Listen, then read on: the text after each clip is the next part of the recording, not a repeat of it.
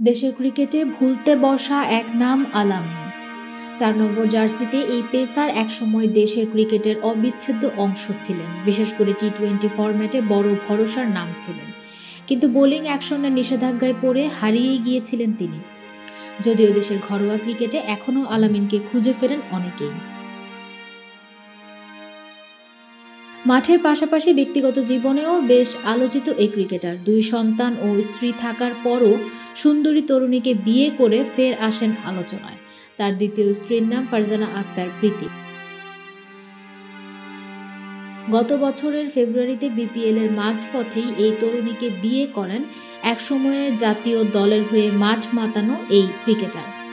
জানা গেছে প্রীতির বাড়ি কুষ্টিয়ায়। বিয়ের অনুষ্ঠানে জাতীয় দলের সাবেক সতীর্থ রুবেল হোসেন, নাসির হোসেন সহ আরও অনেকেই উপস্থিত ছিলেন। পরবর্তীতে নিজের ফেসবুক পেজে বিবাহের সেই মুহূর্তগুলো শেয়ার করেন আলামিন, যা নিয়ে নেটিজেনদের অনেকেই সমালোচনায় মাতেন। কেউ কেউ তো আলামিনকে প্রতারক বলেও অভিহিত করেছেন, আবার কেউ কেউ এই নবদম্পতিকে শুভেচ্ছা জানিয়েছেন।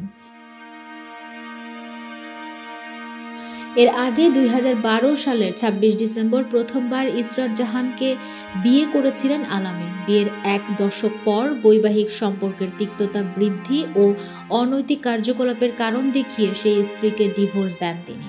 এই ডিভোর্সের পর অবশ্য যৌতুক এবং নারী নির্যাতনের মামলায় মুখে পড়তে হয়েছিল আলামিনকে।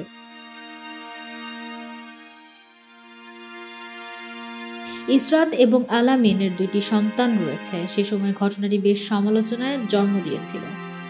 আলামিনের শাস্তির দাবিতে বিসিবির সামনে মানববন্ধনও হয়।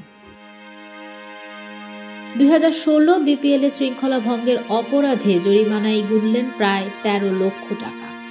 এরপর অবশ্য তাকে নিয়ে আর কোনো বিতর্ক হয়নি। গত বিপিএল-এ সন্দেহজনক বোলিং অ্যাকশনের জন্য খবরের শিরোনাম হলেও আলামিন আবারও অ্যাকশন শুধরে ঘরোয়া ক্রিকেটে ফিরেছেন। তবে পুরনো সেই ছন্দ আর ফিরে পাননি।